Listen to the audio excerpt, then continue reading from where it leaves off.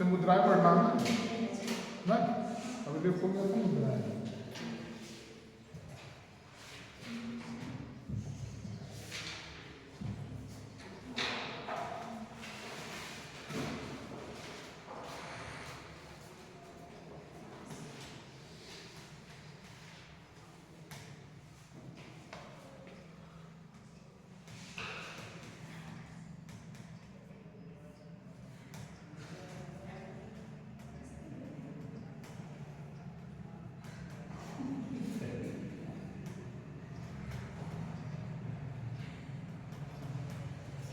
अच्छा, ये समझ आ रहा है कि आपको कि ये मतलब मुद्रा से और अभिलेख से कैसे किसी बारे में जानकारी मिलती है, पता लग रहा है भाई। जैसे ये अभिलेख का मतलब ये होता है कि कोई साक्ष्य, जैसे अभी इस समय का अभिलेख क्या है, चिप है, मेमोरी कार्ड है, पेन ड्राइव है।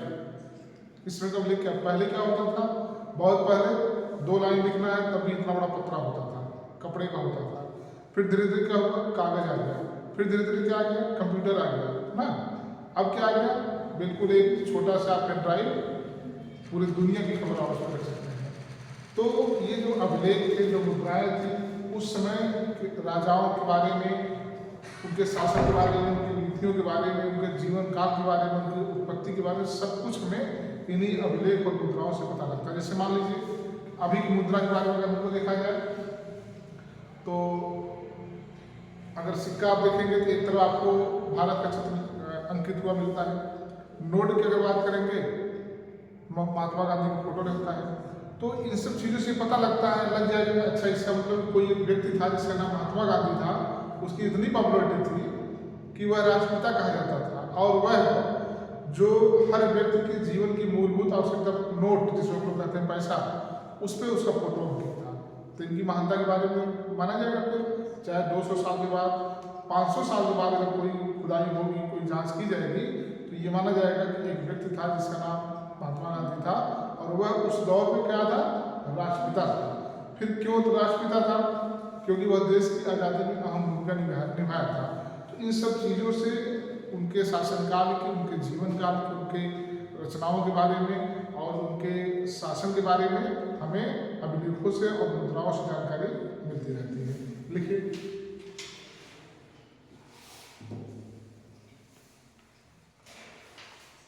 गुप्त काल की मुद्राओं से, गुप्त काल की मुद्राओं से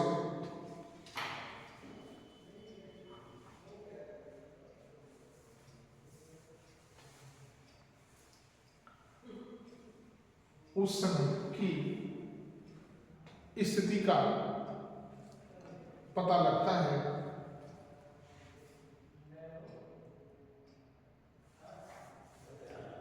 गुप्त काल से भारतीय मुद्रा का, गुप्त काल से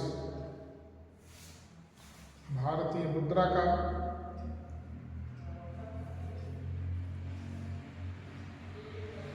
नवीन युग का आरंभ होता है, नवीन युग का आरंभ होता है।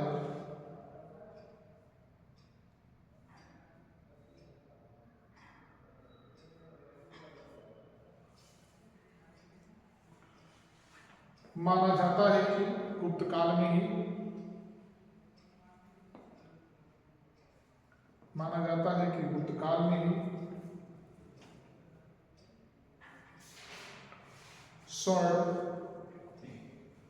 तांबा एवं चांदी के सिक्के का, चांदी के सिक्के का निर्माण हुआ था।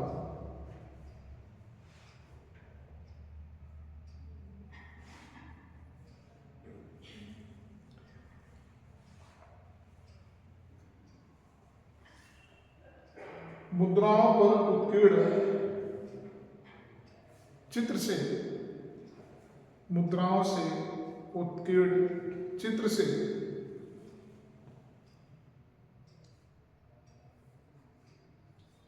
सम्राटों की या राजाओं की शारीरिक बनावट,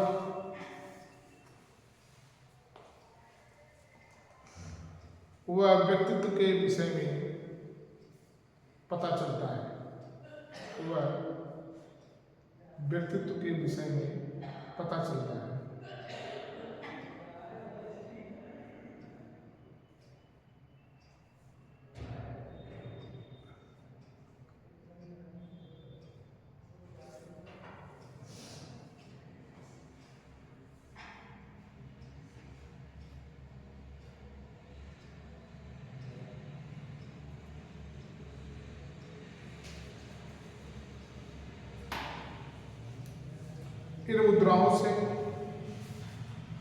इन मुद्राओं से गुप्त काल के सीमाओं एवं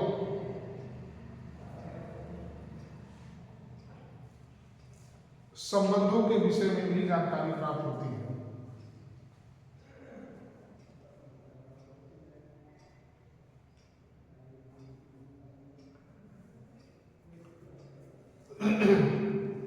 कुछ ऐसे सिक्के भी प्राप्त हुए हैं,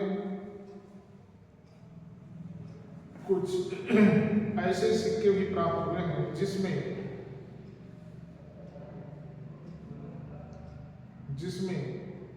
समुद्रगुप्त को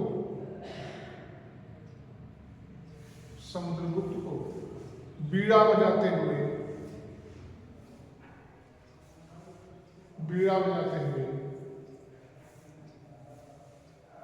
चित्र अंकित किया गया है। चित्र अंकित किया गया है।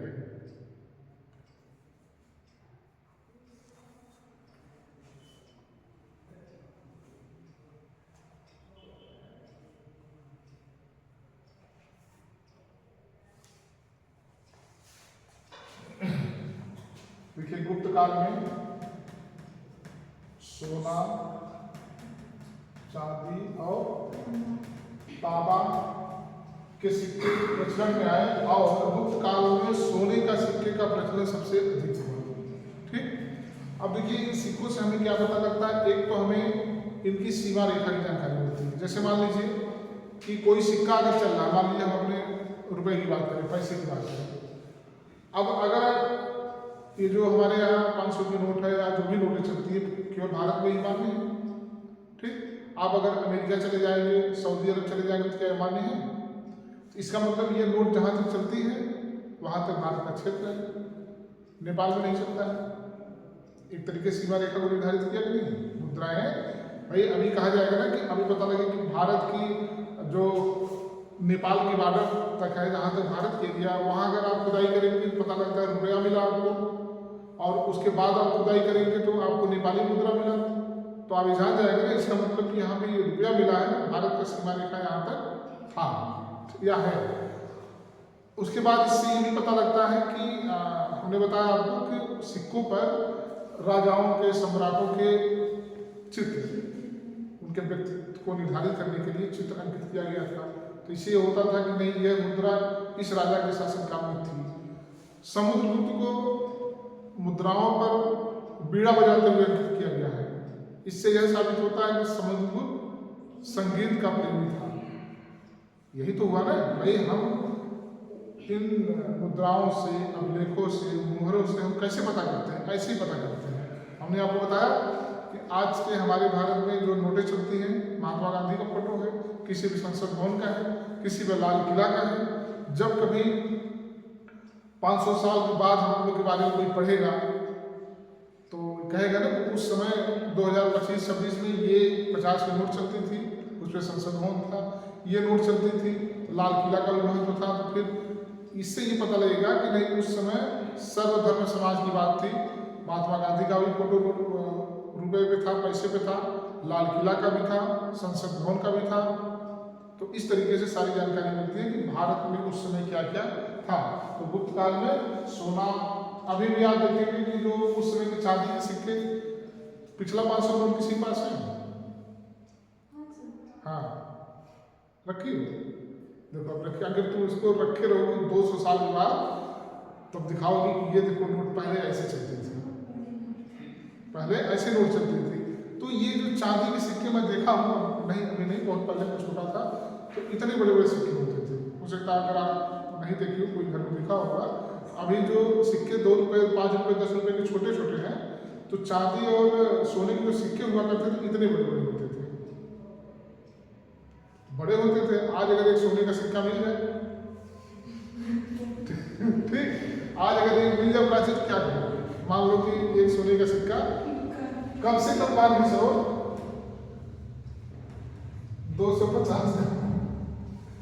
250 ग्राम का होगा, मतलब जिसको हम लोग कहते हैं 1 पाउंड। सोचो कि 10 ग्राम का 1.5 लाख रुपया, 10 ग्राम का, अब गुणा कर लेना कि कितना पैसा तुम्हारे पास हो जाएगा, तब बताना कि सर अगर इतना पैसा हमको मिल जाएगा तो हम क्या करेंगे? देश छोड़ के भाग जाएंगे कि आसमान में चले जाएंगे, जहाज से खूब टहलेंगे 1 महीने तक? भाई आप सोचो कि जो सोने का सिक्का उस समय था, बड़े बड़े सिक्के हुआ करते थे, 100 ग्राम के, 200 ग्राम के, इतने वजन के हुआ करते थे। तो आज अगर कोई सोने का सिक्का एक अगर मिल जाए तो सोचिए कि कितना पैसा हम लोग के पास हो जाएगा। बस 10 ग्राम का 1.5 लाख हमने आपको बता दिया, बाकी पूरा कर लेना कि 250 ग्राम का कितना होगा। तो इन सब चीज़ों से जैसे जैसे देखिए हमारे यहाँ टेक्निक बढ़ी, टेक्नोलॉजी बढ़ी, आधुनिकता आई, उन चीज़ों में क्या होता गया, चीज़ें परिवर्तित होती चली गई, उसको मॉडिफाई कर, हर आदमी कर दिया, उसको बिल्कुल एकदम आकर्षित बना दिया। उस आकर्षण में सिक्का वजन कम हो गया, नोट आ गई। अब बताइए 250 ग्राम का एक सिक्का अगर रहेगा, उतने वजन की 4 गड्डी आप डाल लीजिए, उतना वजन नहीं होगा। तो पता लगता है कि इसका मूल्य वजन तो इसका 250 ग्राम का है और सिक्के का दाम सिर्फ 10 रुपया हुआ, मान लीजिए। अब पता लगता है कि 250 ग्राम की अगर हम गड्डी लेंगे तो अब तो 1000 2000 नोट ही बंद हो गई, तो 500 की गड्डी अगर आप 4 लेंगे तो भी 250 ग्राम लगभग हो जाएगा, तो 2 लाख रुपया हो गया। और ये कितना होगा? तो चीज़ों को क्या होगा, धीरे धीरे जब टेक्नोलॉजी आई तो उसको मॉडिफाई करते करते उसको आकर्षित बनाने के लिए चीज़ें क्या होगी, बिल्कुल हल्की बनाई जाने लगी। पहले कोई रिकॉर्ड बनाया जाता था, इतनी बड़ी फाइल होती थी ना, अभी क्या है, एक पेन ड्राइव है, एक पेन ड्राइव में पूरे दुनिया का रिकॉर्ड आप रख सकते हैं। तो इस तरीके से अब धीरे धीरे ये सोने, चांदी, तांबे के सिक्के का प्रचलन भी खत्म हो गया और वह धीरे धीरे समाप्त भी हो गई। जैसे हमारे यहाँ से 1000 और 2000 की नोट समाप्त हो गई। देखिए मुहरे,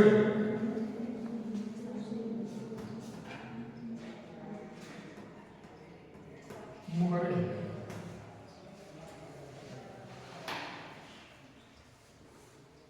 गुप्त काल में अनेक मुहरे, गुप्त काल में अनेक मुहरे वैशाली से प्राप्त हुई हैं,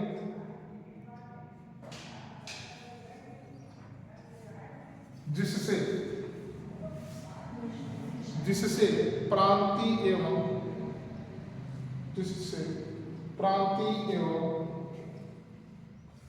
स्थानीय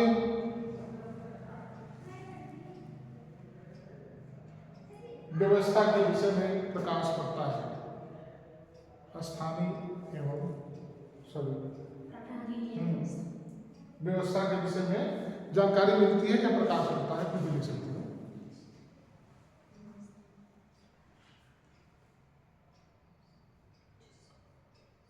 देखिए जैसे समझिए, हम लोग जब भी कोई सरकारी कार्य करते हैं तो मुहर की आवश्यकता बहुत जरूरी होती है। इससे ये पता लगता है कि हमारे यहाँ की शासन व्यवस्था क्या है। हमारे यहाँ की शासन, जैसे मान लीजिए आपको मार्कशीट मिलती है, तो आप देखेंगे उसमें मुहर जरूर लगी रहती है। ठीक, कोई चीज़ बैंक से अगर आपको पासबुक मिलता है तो बैंक मैनेजर का सिग्नेचर और बैंक का जो मुहर होता है वो जरूर लगा रहता है। कई सरकारी नौकरी आप करते हैं तो वहाँ भी मुहर, तो इस मुहर से हमें गुप्त काल की शासन व्यवस्था के बारे में पता लगता है। आप अभी नैनी जेल किसी से मिलने जाएंगे, नैनी जेल अगर किसी से मिलने आप जाएंगे तो वहाँ भी आपको मुहर लगाया जाता है? हाँ, और बता दें, वो इसलिए लगाते हैं कि मतलब आप जाके कैदियों मिल ना जाए, क्लियर हो कि आप मिलने आए हैं। तो रजिस्टर में आपका लिखा जाता है, सब कुछ होता है भाई, रजिस्टर नाम आपका लिख दिया गया। अब आपको पता है यहाँ जेल यहाँ थोड़ी है, एंट्री यहाँ हुई, जाना है आपको मोहनगंज। पूरी जो कैदी होते हैं काफ़ी बड़ी होती है ना, तो ये मोहर लगा दिया जाता है कि अगर कोई बीच में मिलता है रुकता है तो आप बताएंगे कि मिलने जा रहा हूँ, मिलने दिखाओ, फिर आपको मोहर दिखाना पड़ेगा। और गलती से अगर मोहर आप साफ कर दिए मिट गई तो जानते क्या होता है, तो समझिए पहले। तो आप इससे जाएंगे, आप फिर मतलब कुल मिला के यह मोहर यह दिखाता है कि आप इस कैंपस में आए हैं तो किसी से मिलने आए हैं, आप कैदी नहीं है। नहीं पता लगे 4 लोग टहल रहे हैं तो जेलर को क्या पता कि कैदी है, कोई मिलने आए हैं। अगर उसको डाउट होगा तो जाएगा, अगर मोहर लगा है तो होगा आपसे मिलने आया, नहीं है तो इस लोग कोई कैदी है, भागने के चक्कर पड़ा है। अब आप मिल के आएंगे, ठीक है, गलती से अगर वह मोहर वहाँ पर मिट गई तो वापसी में आपको क्या करेंगे, रोक लेंगे, कहेंगे आप बैठिए, जब सारे लोग चले जाएंगे मिलने वाले तो पहले हम मिलाएंगे कि कितने लोग मिलने आए थे, कितने लोग गए। भाई ऐसे समझो, आप मान लीजिए कि 50 लोग मिलने के लिए आए, ठीक। अब मान लीजिए दो लोग के हाथ से मोहर छूट गई या साफ हो गई, तो अब ये कैसे पता लगेगा कि आप कैदी हैं? देखिए उसके और तरीके हैं, लेकिन वो अपनी सुविधा के लिए बना के रखे हैं। तब वो कहेगा कि नहीं अब आप रुकिए, अब हम शाम को जब हमारा अपना रजिस्टर में देखूंगा, जैसे 2 लोग की मोहर छूट गई तो कितने बचे, 48 बचे। तो जब फिर शाम को रजिस्टर मिलाएगा कि आए थे 50 लोग, गए 48 लोग, तो कहेगा ये समझ लो दोनों लोग सही है। अब पता लगा कि 50 आए थे और 50 चले गए, इस समझ लो ये दोनों क्या है, कैदी हैं जो भागने के फिराक में है। ये जेल का ये सिस्टम होता है। तो फिलहाल मुहर का जो काम था वह एक तरीके से शासन, स्थानीय शासन और राज्य शासन व्यवस्था को चलाने का जो काम होता था वो हमें ये दिखाता है कि कैसी कैसी मोहरें थी। कहीं राजा को मोहर रही होगी, कहीं मंत्री का रहा होगा, कहीं शायद यहाँ बैंक का पासबुक बैंक का है, कॉलेज का आपको मिलेगा, सरकार का मिलेगा। जहाँ जहाँ आप सरकारी संस्थाओं में जाएंगे कोई भी कागज लेकर के तो प्रमाणित होता है ना, मोहर होता है, सिग्नेचर। तो सिग्नेचर तो आप आम बात है, कोई भी कर सकता है, लेकिन जो संस्था होती है उसकी मोहर जरूर होती है। तो इससे यह क्लियर होता है कि नहीं उस समय से यह शासन व्यवस्था थी, बैंक था, कॉलेज था, कचहरी थी, डीएम ऑफिस था, एसपी ऑफिस था, मुख्यमंत्री था। इस तरीके की क्या होगा कि ये हमें पता लगेगा कि हमारे यहाँ सिस्टम था। तो मोहरों से किसी भी राजा के शासन काल के बारे में, चाहे वह स्थानीय शासन व्यवस्था हो चाहे राज्य की शासन व्यवस्था हो, उसके बारे में हमें जानकारी प्राप्त होती है। अगला लिखिए स्मारक। स्मारक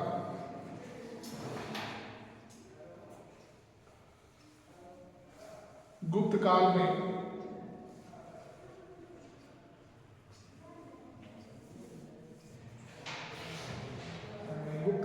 नहीं, ऐसे करिए गुप्त काल के में थोड़ा गलत हो जाएगा। गुप्त काल के अनेक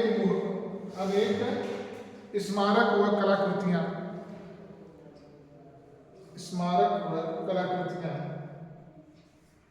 प्राप्त हुई हैं,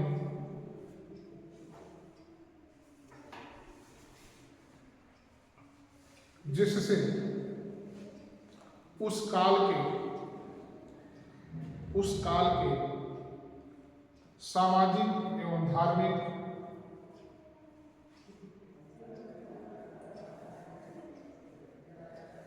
स्थिति पर प्रकाश पड़ता है।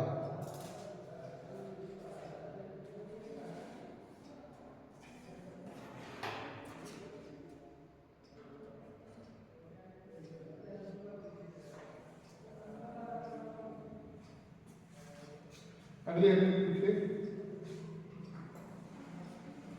प्रमुख बंदरगाह।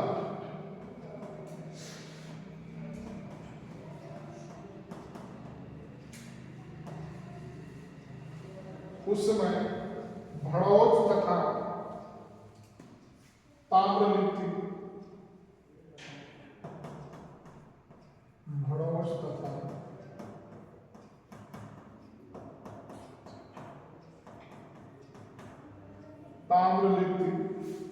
दो बंदरगाह दो बंदरगाह प्रसिद्ध थे।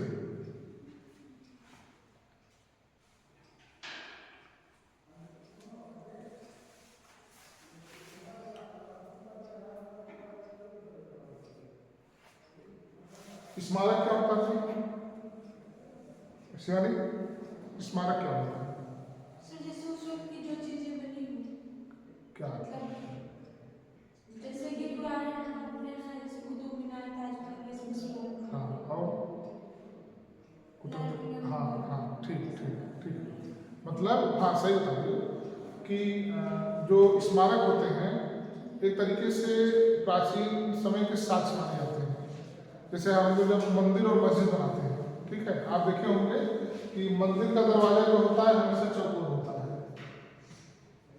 ठीक, और आप अगर मस्जिद का दरवाजा देखेंगे तो ऊपर गोलाकार होता है। ध्यान देना कभी दियो ना। तो ये जो आपके स्मारक हैं इनसे हमें उस समय की सामाजिक और धार्मिक, मतलब दरवाजा अगर गोलकार मिला है तो समझ लो कि मस्जिद रही होगी, दरवाजा अगर चौकोर मिला है तो मंदिर है। तो उस समय की सामाजिक और धार्मिक चीजें भी हमें प्राप्त होती कि नहीं, कौन कौन धर्म के लोग थे। कहीं चर्च मिल जाएगा तो ये होगा कि यहाँ ईसाई थे, ठीक, और लाल किला हो गया, कुतुब मीनार हो गया, ये सब चीज़ें जो आज भी हमारे यहाँ स्मारक के रूप में हैं। तो उस समय अगर हम जहाँ पे खुदाई जिसकी बात हम लोग कर रहे हैं तो ये पता लगेगा कि नहीं उस समय ये चीज़ें थी, तब ये पता लगेगा कि नहीं उस काल में उस शासन व्यवस्था में धर्म को भी महत्व नहीं दिया गया था, सभी धर्म समान थे। मंदिर भी मिला है और मस्जिद मिला है, और उस तरीके से फिर उसमें ये भी देखा जाएगा कि पूजा की व्यवस्था थी, तो सामाजिक स्थिति का भी पता लग जाएगा। स्मारक से भी हमें किसी भी राजा की और किसी भी काल की पूरी जानकारी प्राप्त होती है। अब बात आती है बंदरगाह की। दो बंदरगाह थे, भड़ौज और ताम्रलिप्ति। भड़ौज जो है वो गुजरात में, ताम्रलिप्ति आपका दक्षिण भारत पड़ जाएगा। उस समय कर्नाटक तमिलनाडु नाम कोई चीज नहीं था, लेकिन लगभग ये कर्नाटक तमिलनाडु जहाँ पर है इस समय ये वहीं पे था। तो अब जो व्यापार हुआ करता था तो जहाज तो था नहीं, हवाई जहाज भी नहीं था, और इतनी सड़क भी नहीं थी, और अगर सड़क थी तो ट्रक नहीं था। व्यापार कैसे हुआ होगा बताइए? भाई हम ये जानते हैं कि हिंद महासागर, अरब सागर, बंगाल की खाड़ी ये आज तो पैदा हुई नहीं है, ये तो शुरू से ही है। हमारे पृथ्वी पर जो 71% जल है ये उसी का हिस्सा है। तो ऐसा तो है नहीं कि इनकी उत्पत्ति आज हो गई, कर्नाटक भले आज बन गया, गोवा भले आज बन गया, लेकिन ये जो समुद्र हैं, महासागर, ये तो पहले से ही थे। तो गुप्त काल के लोगों ने क्या किया कि इनका जो व्यापार हुआ करता था, मैं आपको क्या बताया था कि इनके जो रहन सहन थे आदि मानव के जो प्राचीन समय में, ये वहीं पर रहा करते थे जहाँ पे इनको रहने की व्यवस्था थी, आवागमन के साधन थे। तो ये लोग जल के माध्यम से ही अपना सामान एक जगह से दूसरी जगह पहुँचाते थे। तो हम जानते हैं कि कोई सामान अगर आप लेकर जल के माध्यम से जा रहे हैं तो कहाँ जाएंगे? कोई ना कोई जगह स्टॉप बनेगा तभी तो आप रुकेंगे। तो उस समय ये जो गुजरात का बंदरगाह था भड़ौज, ये एक व्यापार स्थल के रूप में उभरा। तो यहाँ विदेशों से भी, विदेश मतलब कि जो साइबेरिया हो गया, अरब देश के जो पाकिस्तान वगैरह कुछ नहीं था उस समय, ये सब बात वही होगी समुद्र उस पार दूसरा, इस पार दूसरा, ना पाकिस्तान था, ना अफगानिस्तान था, ना कुछ था। ये तो हम लोग बाद में सब चीजें आई, फिर इससे व्यापार होने लगा। व्यापार हो रहा था तभी तो सोना चांदी और तांबे के सिक्के जो है प्रचलन में आए थे। सामान जाता था, बेच के पैसा आता था, जिसकी हमारे यहाँ कमी थी उसको हम क्या करते थे, किसी से मंगाते थे, आयात करते थे, तो इस पैसे को देते थे। तो गुप्त काल में दो व्यापारी बंदरगाह भी थे जिनका क्या नाम था, भड़ौज और ताम्रलिप्ति।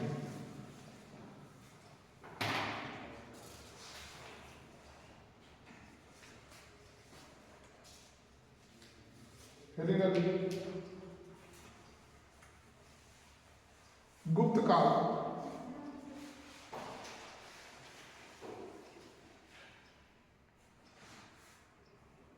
की प्रमुख विशेषताएं गुप्त काल की प्रमुख विशेषताएं।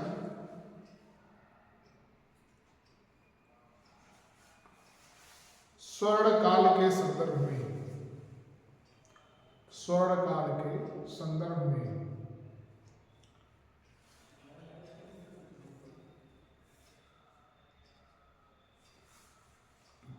लिखिए, भारत के इतिहास को, भारत के इतिहास में गुप्त काल को स्वर्ण युग के नाम से जाना जाता है।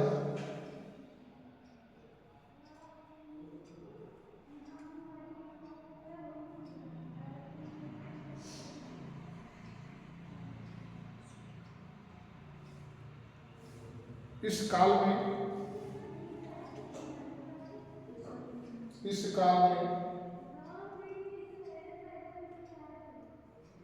नगर संस्कृति, शांति, नगर संस्कृति, शांति, धार्मिक उत्थान, बौद्धिक प्रयास, उत्कृष्ट साहित्य तथा क्या हुआ, छूट गया क्या? उत्कृष्ट साहित्य तथा कला की क्या लिखी? धार्मिक उत्थान हुआ, बौद्धिक, चलो यहां से दोनों में कोई दिक्कत नहीं। बौद्धिक प्रयास, उत्कृष्ट साहित्य तथा कला की उन्नति का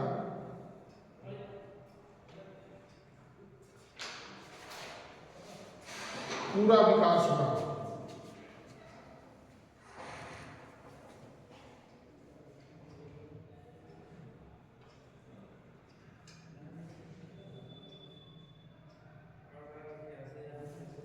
इस युग में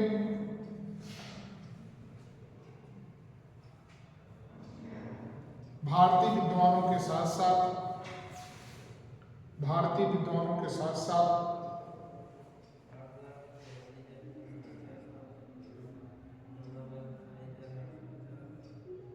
विदेशों से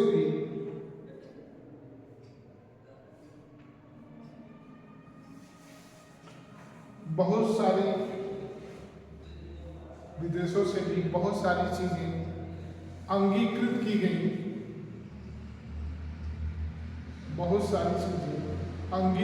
की गई, लेकिन यह ध्यान रखा गया कि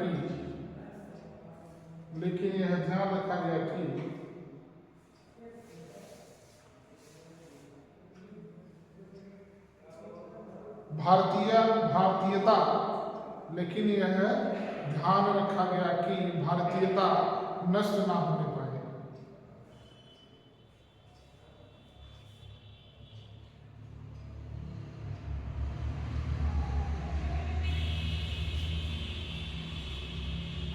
इसका मतलब समझ आया कि यहाँ के हो गया, लिख लिया, कह रहा है कि यहाँ भारत में बहुत सारे विद्वान थे जिन्होंने साहित्य, कला, विज्ञान, बौद्धिक प्रयास, धर्म, सामाजिक उत्थान के बारे में बात की। उसके साथ साथ इन लोगों ने विदेशों से भी इन सब चीज़ों के बारे में सीखा और बहुत सारी चीज़ों को क्या किया, अंगीकृत किया, मतलब कि ग्रहण किया। लेकिन उसके साथ यह भी ध्यान रखा कि हमारी भारतीयता नष्ट ना होने पाए, मतलब कि पूरा का पूरा विदेशों की चीज़ों को हम ग्रहण नहीं करेंगे, हम अपनी इमेज बना करके अपने हाव भाव में, अपने कल्चर में, अपने चीज़ों में हम परिवर्तन नहीं करेंगे।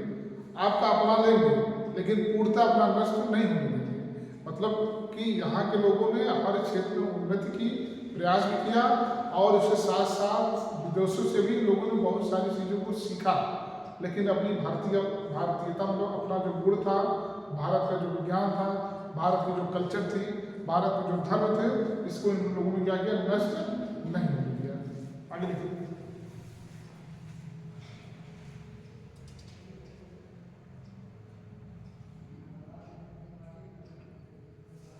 क्या लिखिए? हाँ, ताकि ताकि आगे आने वाली पीढ़ी आगे आने वाली पीढ़ी के सामने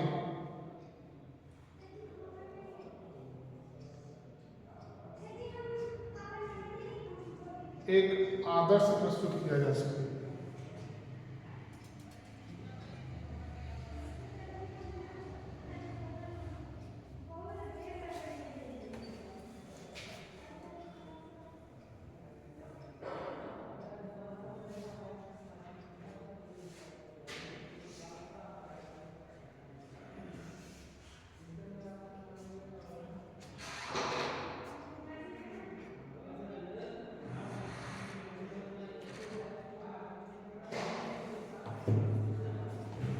डॉक्टर स्मिथ ने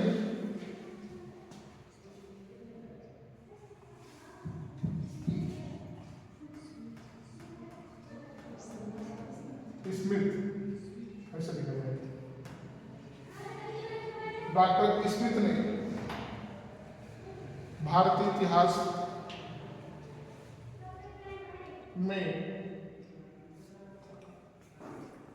गुप्त काल को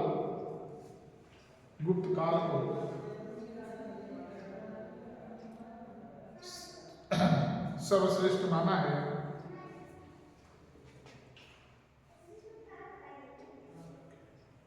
इनका मानना है कि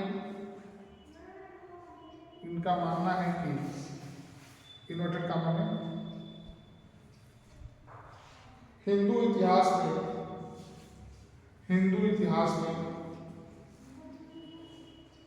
अन्य सभी गुणों की तुलना में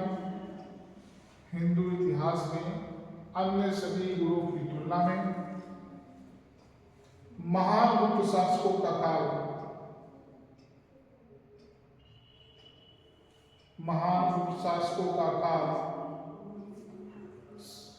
सर्वाधिक सहमति व संतोषजनक है। लिख लीजिए, मैं बता रहे हैं। सर्वाधिक सहमति, देखिए उसमें लिखा है अभिमत, ठीक है ना। सर्वाधिक सहमति व संतोषजनक है।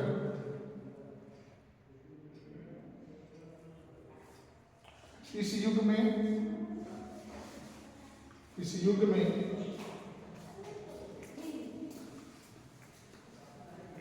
साहित्य, कला और विज्ञान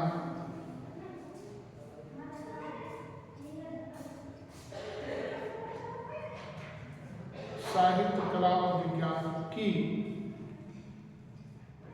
असाधारण प्रगति हुई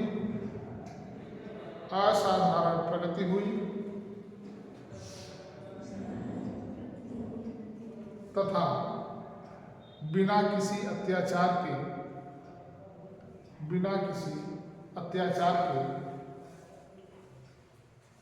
धार्मिक प्रगति भी हुई।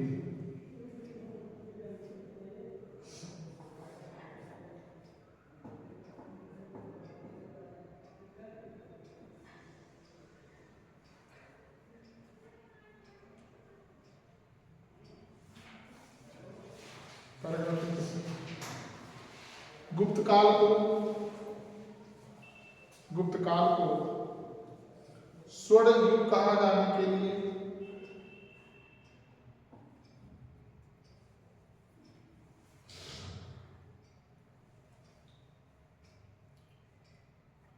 लिए इस युग में चतुर्दिक उन्नति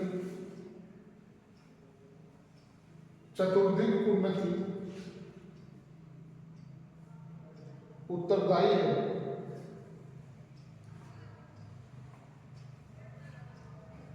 इस काल में राजनीतिक, सामाजिक, धार्मिक, आर्थिक,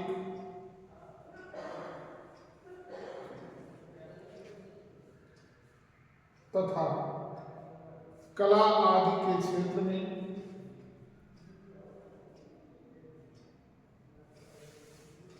कला आदि के क्षेत्र में अपार उन्नति हुई, अपार उन्नति हुई।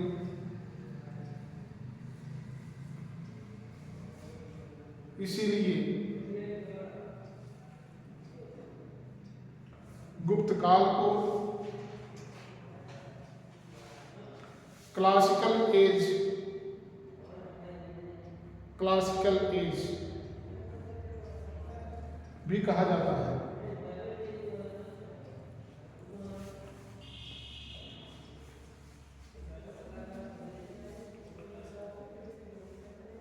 गुप्त काल को स्वर्ण काल या स्वर्ण युग बनाने के लिए निम्नलिखित कारण उत्तरदायी है। निम्नलिखित कारण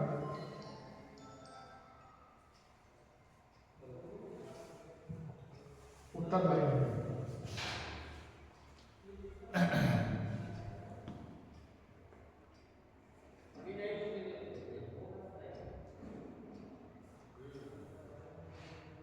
देखिए, आपको अपने शब्दों में बता दें कि अगर कोई आपसे पूछे कि गुप्त काल को स्वर्ण काल क्यों कहा जाता है, ठीक है, मोटी मोटी भाषा में गुप्त काल में धार्मिक, सामाजिक, आर्थिक, कला, साहित्य, विज्ञान, समानता, ठीक है, स्वतंत्रता, सबकी अपार उन्नति हुई। ठीक, किसी के साथ कोई भेदभाव नहीं लिखवा ना। देखिए, आपने एक लाइन आपको लिखवाया है कि बिना किसी अत्याचार के क्रमिक उन्नति हुई, मतलब किसी के साथ कोई भेदभाव नहीं किया। इन सब क्षेत्रों में आप बताएंगे कि इस काल में इतनी उन्नति हुई, इसीलिए इसे क्या कहा जाता है, स्वर्ण काल या स्वर्ण युग कहा जाता है। इसे कुछ लोगों ने क्लासिकल एज भी कहा है। अब इस गुप्त काल को स्वर्ण काल बनाने के लिए क्या कारण था, कौन से ऐसे कारण थे कि जिसकी वजह से गुप्त काल को स्वर्ण काल कहा जाता है, उसी को हम लोग पढ़ेंगे।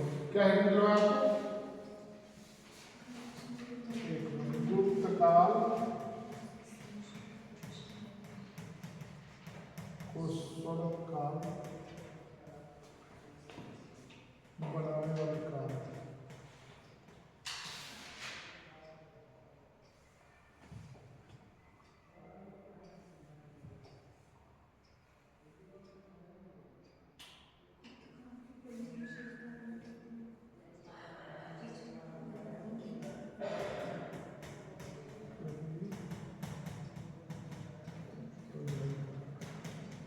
नंबर 1 देखिए, योग सम्राट।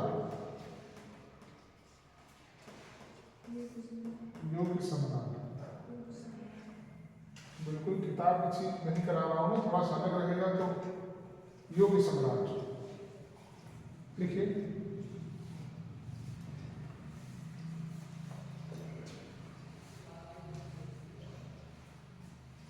गुप्त वंश की स्थापना 275 ईस्वी, 275 ईस्वी तथा पतन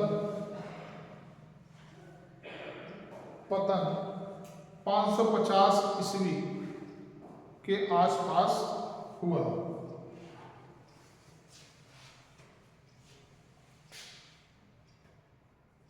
275 और कितना 550, तो लगभग मान चलिए 250-300 साल, 100 साल, ठीक है, लगभग 275 100 साल तक इन लोगों का शासन था।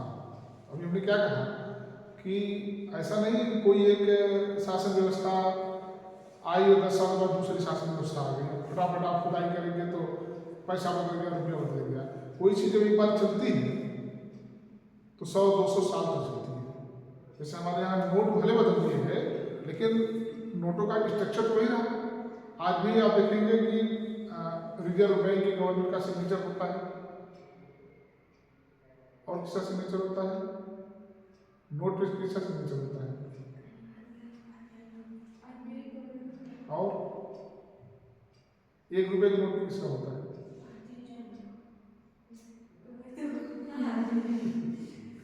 अच्छा, दोनों में क्या अंतर है?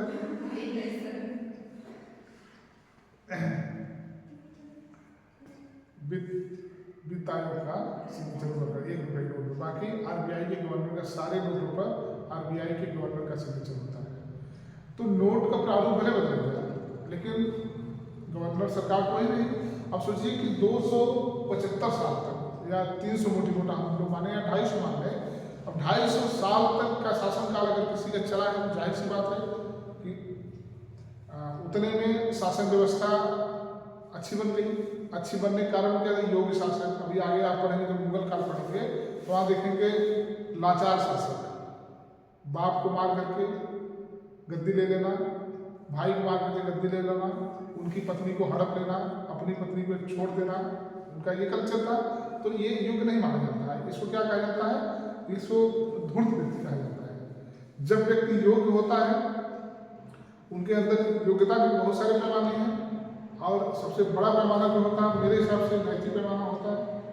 आप कितने भी बड़े पैसे वाले हो जाए, कुछ भी हो जाए, अगर आप नैतिक रूप से मजबूत नहीं है तो पैसे के लिए भले आप सब्जी हजूर का है, लेकिन जैसे आप पीछे जाएंगे कहने बाल सारा जरूर आदमी आएंगे ना, ये नीयत ठीक नहीं है, इसका करेक्टर ठीक नहीं है।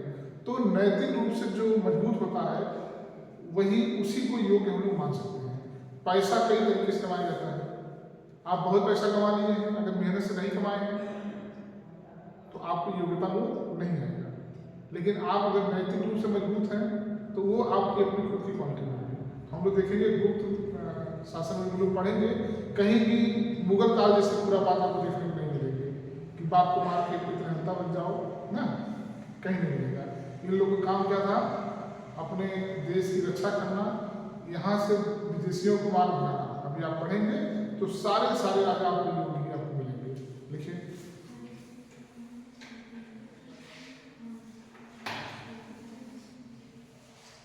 देखिए इस काल में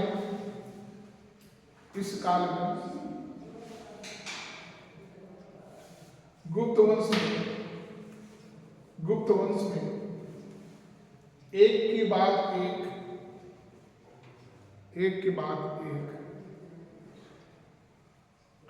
अनेक अत्यंत योग्य, पराक्रमी, साम्राज्यवादी और दूरदर्शी शासकों ने अपने कुशल नेतृत्व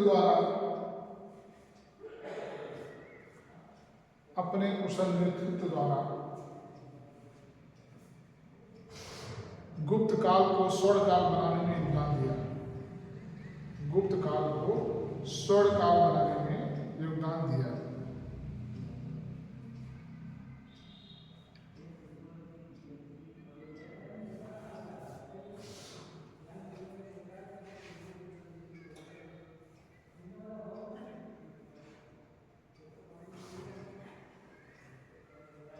इन राजाओं में देश की संपूर्ण शक्ति निहित थी।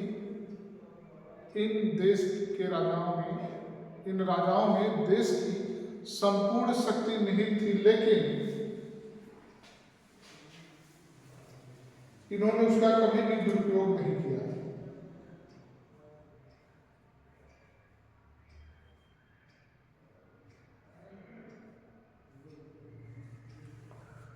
ये राजा सदैव अपनी प्रजा के हित के लिए कल्याणकारी कार्य करते थे।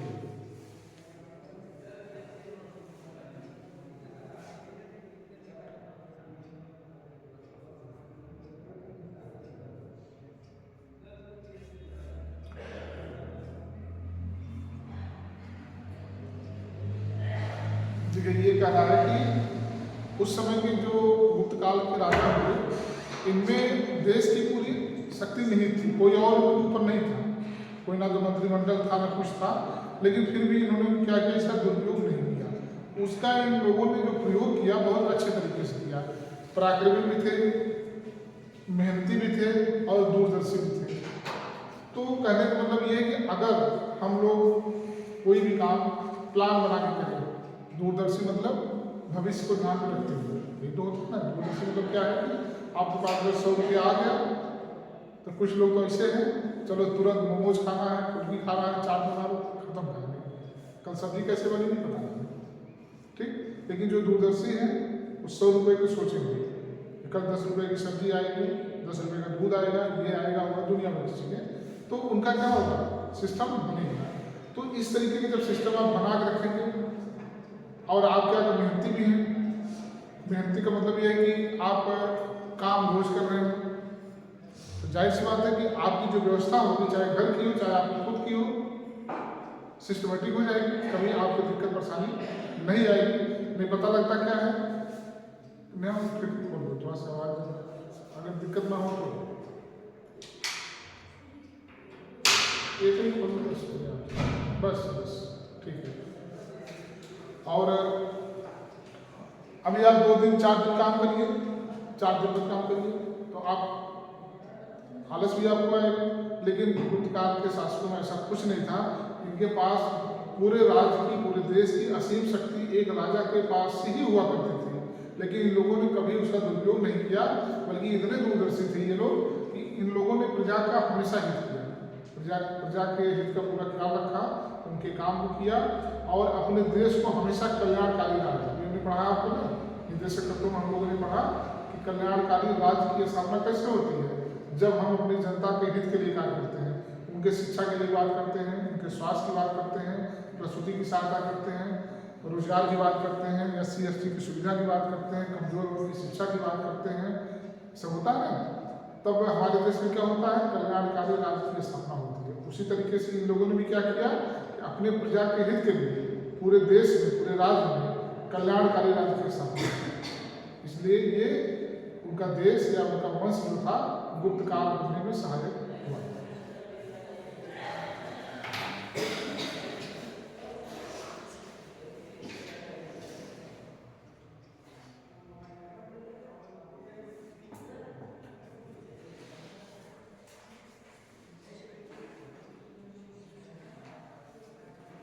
दूसरा, विदेशी शासन की समाप्ति। नंबर 2, विदेशी शासन की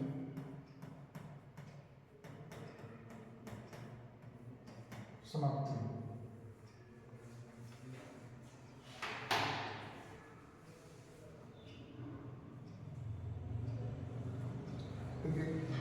गुप्त काल के प्रारंभ में, गुप्त काल के प्रारंभ में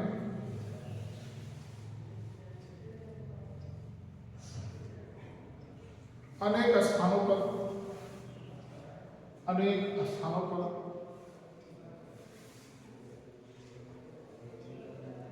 कुषाण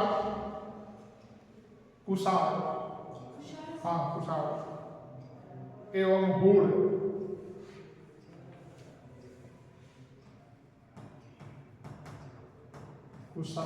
एवं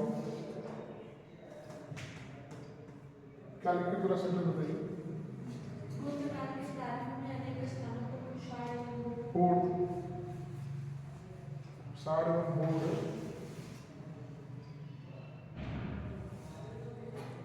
की कुछ शाखाएं राज्य करती थी।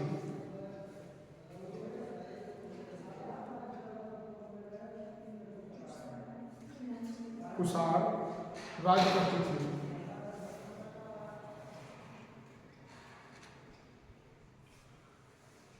कुषाण होड़ नहीं है, कुषाण और शक गलत हो गया थोड़ा सा, इसको चेंज कर दो, कुषाण एवं शक।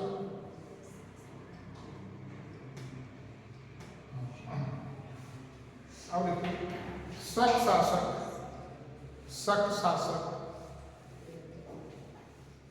अत्यंत ही शक्तिशाली थे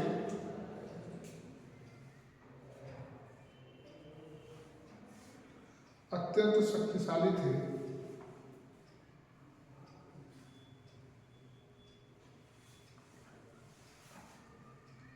इसलिए भारत की स्वतंत्रता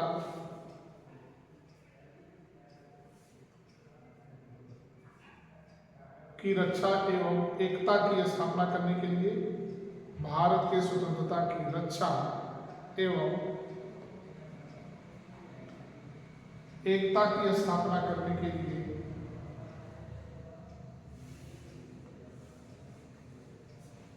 यह आवश्यक था कि शकों का उन्मूलन किया जाए। यह आवश्यक था कि शकों का उन्मूलन किया जाए।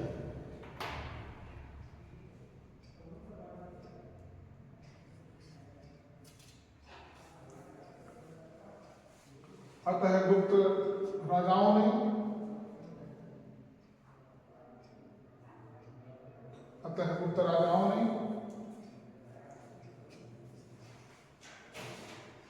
इन पर आक्रमण कर इन्हें पराजित किया। और देश से इनका समापन कर दिया।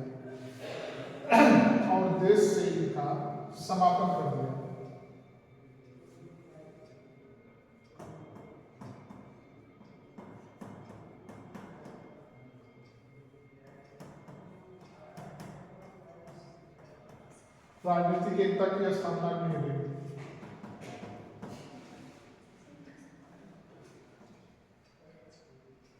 राजनीतिक एकता की स्थापना